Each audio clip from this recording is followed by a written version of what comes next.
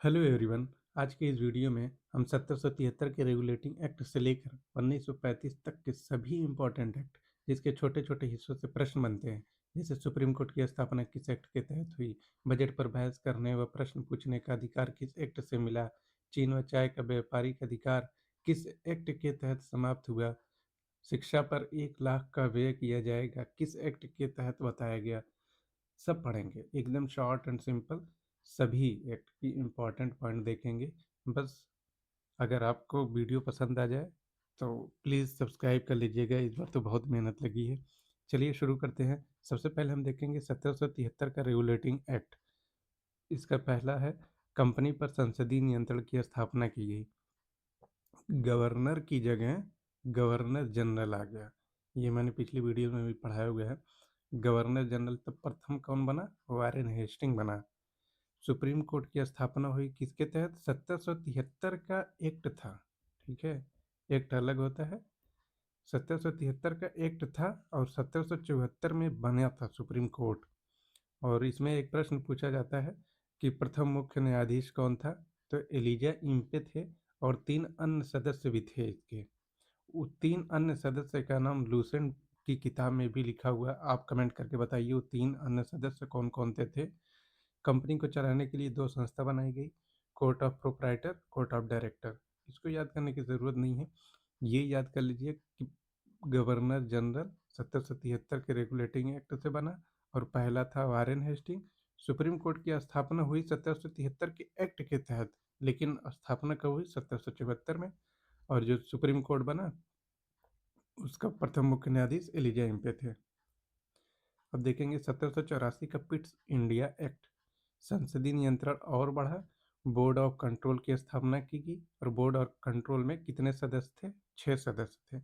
Governor general के अधिकारों में वृद्धि, 4 की जगह 3 सदस्य, मतलब पहले ज़्यादा सदस्य थे, इस बार कम सदस्य को रखा और उनको अधिकार ज़्यादा दे दिया गया।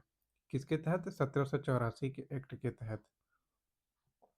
अब 1786 का संशोधन अधिनियम कॉर्नवालिस के संबंध में लाया गया था। गवर्नर जनरल को मुख्य सेनापति घोषित किया गया। किसके तहत? 1786 के तहत। परिषद के निर्णय को रद्द करने का अधिकार दिया गया। किसके तहत? 1786 के तहत। ये उतना खास इम्पोर्टेंट है नहीं जितना कि 1773 का था। 1793 का चार्टर एक्ट क्या कहता है? कि कंपनी का शासन अधिकतम 20 वर्ष बढ़ा दिया गया। पहले आप देख, ये कंपनी का शासन जो था, अब इसको और अधिक बढ़ा दिया गया। बंगाल के गवर्नर जनरल को बम्बई मद्रास के पर्यवेक्षण का अधिकार दिया गया। 1883 का चार्टर एक्ट, 20 वर्ष पुनः बढ़ा दिया गया। मतलब कि ये जो चार्टर है, बड़े बड़े उसमें नियम रेगुलेशन आते थे, तो 20 वर्ष के लिए बढ़ा दिया गया। व्यापारिक एकाधिकार समाप्त कर दिए गए, चीन और चाय पर लागू रहा। ठीक है, ये सवाल बहुत ज़्यादा सवाल पूछा जाता है। 1813 में पहले शुरू, 1813 याद करिए पहले। और उसमें चीन और चाय के व्यापार पर कोई लागू नहीं होगा, कोई नियम लागू नहीं होगा। और शिक्षा पर 1 लाख का व्यय कंपनी द्वारा किया जाएगा। ये सवाल बहुत बार रिपीटेड है, बहुत बार पूछा गया है कि किस एक्ट के तहत शिक्षा के पे अधिकार पे 1813 के एक्ट के तहत 1 लाख रुपए शिक्षा पर खर्च करने की बात की गई है। और ये भी सवाल पूछा जा चुका है, ईसाई मिशनरियों को भारत आने की छूट किस एक्ट के तहत मिली थी? वो था 1813 का एक्ट। इसमें से ये दोनों बहुत इम्पोर्टेंट है कि शिक्षा पर व्यय का अधिकार और ईसाई मिशनरियों को भारत आने पर छूट, ये किसके तहत मिला? 1813 के एक्ट के तहत मिला। 1833 का चार्टर एक्ट, पुनः 20 वर्ष बढ़ाया गया। ये लंबे लंबे एक तरीके से रेगुलेशन बन बन के आते थे जिनको लागू किया जाता था, कई कई वर्षों तक वो नियम चलते रहते थे। चीन के साथ और चाय का व्यापारिक अधिकार समाप्त, ये जो है 1813 वाले एक्ट के तहत चाय, चीन, ये दोनों का व्यापार बचा था, लेकिन इसमें आते आते समाप्त हो गया। जाति वर्ग के आधार पर सरकारी चयन में भेदभाव समाप्त कर दिया गया। बंगाल का गवर्नर जनरल भारत का गवर्नर जनरल बन गया। किसके तहत? 1833 के तहत। और पहला कौन था? बेंटिक था। याद करिए फिर से, बंगाल का गवर्नर जनरल भारत का गवर्नर जनरल बन गया। किसके तहत? 1833 के तहत। और था कौन? पहला बेंटिक। परिषद में एक विधि सदस्य बनाया गया जिसका नाम था मैकाले। 1833 के एक्ट के तहत 1843 में दास्ता समाप्त हो गई। पूछेगा प्रश्न कि किस एक्ट के तहत दास्ता समाप्त की गई है, तो 1833 के एक्ट के तहत 1843 में समाप्त की गई है, जब एलन ब्रो वहाँ का गवर्नर था। ठीक है, सवाल समझने की कोशिश करिए कि 1833 के एक्ट के तहत हुआ था, लेकिन हुआ कब था? 1843 में। अब देखेंगे 1853 का charter act. Court of director 24 से 18 कर दिए गए। अधिकारी के लिए प्रतियोगिता परीक्षा रखी गई। विधि सदस्य को पूर्ण दर्जा दिया गया। ये कोई खास इंपॉर्टेंट है नहीं। 1858 का भारत सरकार अधिनियम, ये बहुत इंपॉर्टेंट है क्योंकि ये 1857 की क्रांति के बाद आया था। कंपनी का शासन समाप्त, क्राउन का शासन शुरू। क्राउन का शासन का मतलब होता है कि जो ब्रिटेन की महारानी थी, विक्टोरिया थी, उन्होंने कंपनी का सारा काम अपने अंडर में ले लिया। ठीक है, भारत का सचिव का पद board of director, board of court writer की जगह ले ली गई। भारत सचिव की सहायता के लिए 15 सदस्यीय भारतीय परिषद गठित की गई। 15 सदस्य भारतीय परि ये सवाल पूछा गया है कि भारतीय परिषद का गठन किस अधिनियम के तहत किया गया था, तो 1858 के अधिनियम के तहत भारतीय परिषद का गठन किया गया था। सचिव की व्यय का ऑफिस की व्यय का भारत से होम चार्जेस के रूप में, इसको पढ़ने की ज़रूरत नहीं है। पहला वायसराय कौन था? कैनिंग था, 1858 के तहत। ठीक है, 1861 का अधिनियम, फिर से एक विधि सदस्य की नियुक्ति की गई और विधानसभा की स्थापना की गई है। वायसराय को अपने कार्यकारी परिषद में 6 से 12 सदस्यों को नियुक्ति का अधिकार दिया गया। वायसराय को कुछ विकट स्थिति में अध्यादेश लाने का अधिकार, ये बहुत ही इम्पोर्टेंट है कि किस एक्ट के तहत वायसराय को अध्यादेश लाने का अधिकार मिला था। वो था 1861 का अधिनियम। 1892 का अधिनियम, कम से कम 10 से अधिक और 16 का अधिकार। निर्वाचन पद्धति का प्रारंभ, ये सवाल आप याद कर लीजिए। 1892 के एक्ट के तहत निर्वाचन पद्धति का प्रारंभ किया गया। केंद्रीय विधान परिषद में भारतीय सदस्य को वार्षिक बजट पर बहस एवं प्रश्न पूछने का अधिकार। ये जो मैंने येलो कलर से अंडरलाइन किया हुआ ना, ये मार्क किया हुआ, ये बहुत इंपॉर्टेंट है। मतलब इस एक्ट में ये भूलना ही नहीं, ये रटा होना चाहिए। जैसे प्रश्न पूछेगा कि किस एक्ट के तहत भारतीयों को वार्षिक बजट पर बहस करने व प्रश्न पूछने का अधिकार मिला था। 1892 का एक्ट था जिसके तहत वार्षिक बजट पर बहस और प्रश्न पूछने का अधिकार मिला था। 1909 का अधिनियम, जिसको कहते हैं मार्ले मिंटो सुधार अधिनियम। ठीक है, ये दो चीज़ें हैं। 1919 का मॉन्टेग्यू चेम्सफोर्ड और 1909 का मार्ले मिंटो। ये कन्फ्यूज़न होता है, इसका नाम इसमें आ जाता है, इसका नाम इसमें आ जाता है। तो 1909 मार्ले मिंटो, 9 है, ये छोटे-छोटे 2 हैं। जैसे ही ये 19 दो बड़े-बड़े हैं, तो मॉन्टेग्यू चेम्सफोर्ड, इस तरीके से याद कर लीजिए। चेम्सफोर्ड वाला बाद में है, मार्ले मिंटो पहले है। विधानमंडलों के आकार शक्ति में वृद्धि, सार्वजनिक विषयों पर प्रश्न पूछने का अधिकार दिया गया। किसके तहत? 1919 के एक्ट, 1909 के तहत। पृथक निर्वाचन में मुस्लिमों को आरक्षित सीट, सांप्रदायिक प्रतिनिधित्व। सवाल पूछेगा कि किस एक्ट के तहत मुस्लिमों को पृथक निर्वाचन का अधिकार मिला था? 1909 के एक्ट के तहत। ये देख रहे हैं ना, पृथक निर्वाचन में मुस्लिम को आरक्षित सीट, सांप्रदायिक प्रतिनिधित्व, मतलब हिंदू मुसलमान के नाम पर भी जब सीटें आरक्षित कर दी गई थी, वो 1909 के एक्ट के तहत यही शुरुआत हुई थी। 1919 का अधिनियम मॉन्टेगू चेम्सफोर्ड अधिनियम। याद रखिए, 19 बड़ा है तो इसमें बड़े बड़े 2 नाम हैं। केंद्र में द्विसदनीय व्यवस्था, उच्च सदन में 60, केंद्रीय विधानसभा में 194। प्रांतों में द्वैध शासन लागू कर दिया गया। सवाल आपसे पूछेगा कि मतलब किस एक्ट के तहत प्रांतों में द्वैध शासन लागू कर दिया गया। वो था 1919 का मॉन्टेग्यू चेम्सफोर्ड सुधार आंदोलन।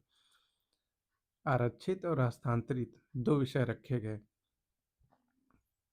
इसमें प्रत्यक्ष चुनाव अपनाया गया, सांप्रदायिक चुनाव सिखों को भी। अब सवाल अब जब बनेगा कि मुसलमानों को पृथक निर्वाचन का अधिकार किस एक्ट के तहत मिला था? 1909 के एक्ट के तहत।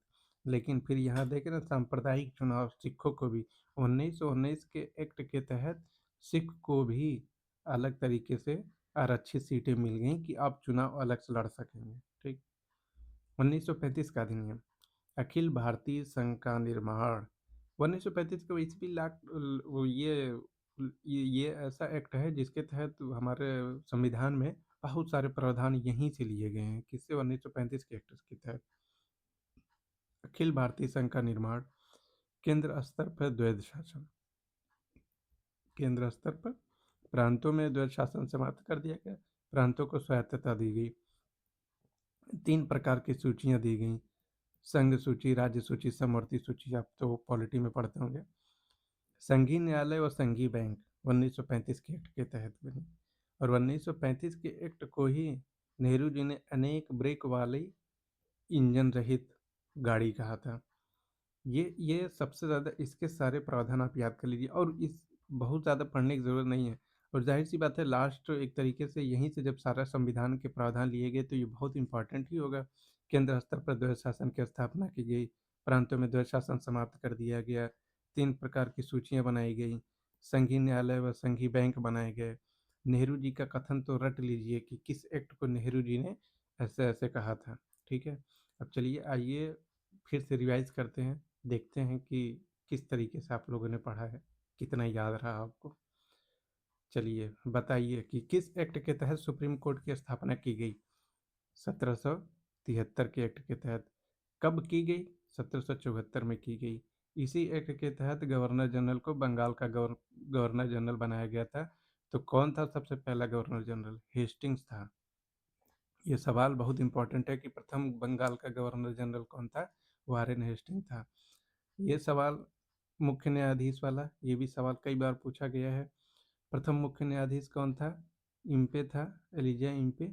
और इसके 3 सदस्य थे, वो आपको बताना है, लूसेंट में भी है। ठीक है, ये पढ़ने की ज़रूरत नहीं है।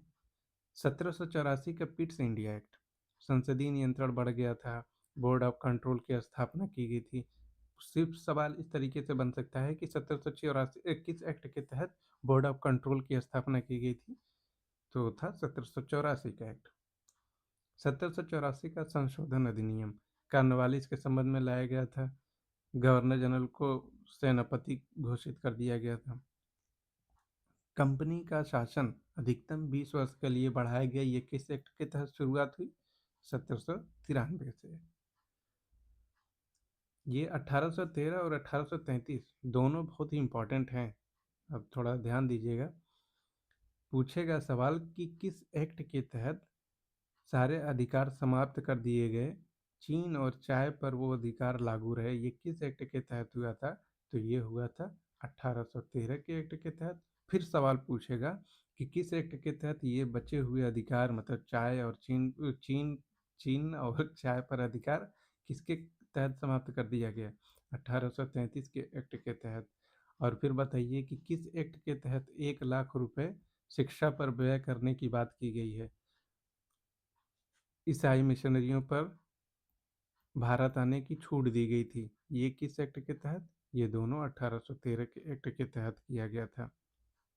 ये देख रहे हैं, चीन के साथ व्यापार और चाय का एक अधिकार समाप्त कर दिया गया, ये 1833। ये शिक्षा पर 1 लाख का व्यय, ये भी समाप्त। ये सब लाया गया, समाप्त नहीं। ईसाई मिशनरी को भारत आने का पर छूट किस एक्ट के तहत? ये 1813 के एक्ट के तहत। इसमें 3 और इसमें 2। और ये तो इम्पोर्टेंट है, ये मैं पहले पढ़ा चुका हूँ कि दास्ता किस एक्ट के तहत समाप्त की गई थी? 1833 का एक्ट तो था, लेकिन समाप्त हुई थी कब? 1843 में, एलन बेरो के टाइम पे। ठीक है। 1853 अब पूछेगा कि प्रतियोगिता परीक्षा किस एक्ट के तहत शुरू की गई थी? जैसे सिविल सर्विस का एग्ज़ाम होता था ना, ऐसे ही प्रतियोगिता परीक्षा किस एक्ट के तहत शुरू की गई थी? तो 1853, बस यही पढ़िए और कुछ नहीं। यहाँ कोर्ट ऑफ डायरेक्टर क्या है, विधि सदस्य को पूर्व का दर्जा, ये सब नहीं पढ़िए। 1858 भारत सरकार अधिनियम, ये इम्पोर्टेंट है क्योंकि 1857 की क्रांति के बाद सरकार एकदम वो हो गई थी, चौकन्ना हो गई थी, एक-एक चीज़ पर नज़र रखती थी। तो भारतीय परिषद का गठन किया था 1858 के एक्ट के तहत और वायसराय बनाया गया था कैनिंग, ठीक। 1861 का विधि सदस्य का 1861 का अधिनियम है, एक विधि सदस्य की नियुक्ति की गई। वायसराय को कुछ विकट स्थिति में अध्यादेश लाने का अधिकार दिया गया। प्रश्न इस तरीके से पूछेगा कि किस अधिनियम के तहत वायसराय को अध्यादेश लाने का अधिकार दिया गया था? तो वो था 1861 का अधिनियम। 1892 का अधिनियम, कम से कम 10, अधिक से अधिक 16 का अधिकार दिया गया। निर्वाचन पद्धति का प्रारंभ किया गया किस एक्ट के तहत? दिमाग में लाइए, 1892 के एक्ट के तहत। और मैं सब सवाल पूछूं कि किस एक्ट के तहत भारतीयों को वार्षिक बजट पर बहस करने व प्रश्न पूछने का अधिकार दिया गया था? तो जबान पर रटा होना चाहिए। 1892 का वो एक्ट था जिसके तहत वार्षिक बजट पर बहस एवं प्रश्न पूछने का अधिकार दिया गया। 1909, अब चलिए बताइए कि 1909 का एक्ट का नाम क्या था, 1919 का क्या था? 1909 का मार्ले मिंटो सुधार, 1919 का मॉन्टेग्यू चेम्सफोर्ड सुधार। 19 बड़ा है तो नाम भी बड़ा है, ठीक। सार्वजनिक विषयों पर प्रश्न पूछने का अधिकार किसके तहत? 1909 के तहत। और ये सवाल पूछा जाएगा बहुत ही, ये तो रिपीटेड है, इतनी बार पूछा गया है कि मुसलमानों को पृथक निर्वाचन का अधिकार किस एक्ट के तहत दिया गया था? वो था 1909 का एक्ट, मार्ले मिंटो सुधार एक्ट, ठीक। 1919 का अधिनियम, यही देखिए, बड़ा है तो बड़ा बड़ा मॉन्टेग्यू चेम्सफोर्ड सुधार। प्रांतों में द्वैध शासन की स्थापना किस एक्ट के तहत की गई थी? 1919 के एक्ट के तहत की गई थी। प्रत्यक्ष चुनाव अपनाया गया। सांप्रदायिक चुनाव सिखों को भी दिया गया 1909 में। 1909 के एक्ट में मुस्लिमों को और 1919 में सिखों को दे दिया गया सांप्रदायिक निर्वाचन, मतलब आप अपने समुदाय की तरफ से चुनाव लड़िए। 1935 का अधिनियम, अखिल भारतीय संघ का निर्माण, केंद्र स्तर पर द्वैध शासन समाप्त कर दिया गया। प्रांतों में द्वैध शासन समाप्त, प्रांतों को स्वायत्तता दी गई। 3 प्रकार की सूचियां बनाई गई। संघीय न्यायालय व संघीय बैंक, ये कब, किस एक्ट के तहत? 1935 के एक्ट के तहत। नेहरू जी ने किस एक्ट को अनेक ब्रेक वाली इंजन रहित गाड़ी बताई थी? ये बताया था 1935 के एक्ट को, ठीक है। ये इम्पोर्टेंट सारे एक्ट थे। पहले आप इतना रट लीजिए, इससे ज़्यादा पढ़िएगा मत। अगर किसी एग्ज़ाम में आपको लेटेस्ट में कोई सवाल पूछा गया है तो बात अलग है, उसको देख लीजिएगा, लेकिन इससे अधिक पढ़ने की ज़रूरत नहीं है। यही इम्पोर्टेंट होता है। हम लोग मेन मेन चीज़ें पढ़ते ही नहीं और फिर बहुत कुछ पढ़ लेते हैं जो एग्ज़ाम में नहीं आता है। जो मैंने ये येलो कलर से ये कलर किया हुआ है, इसको छोड़ना तो बिल्कुल ही नहीं है, इसको तो रटा होना चाहिए ज़बान पे, ठीक है। और आप लोग देख लीजिएगा प्लेलिस्ट, बहुत सारे वीडियोज़ हैं, शॉर्ट वीडियोज़ हैं, ठीक है। चलिए सब्सक्राइब कर लीजिएगा प्लीज़। Thank you.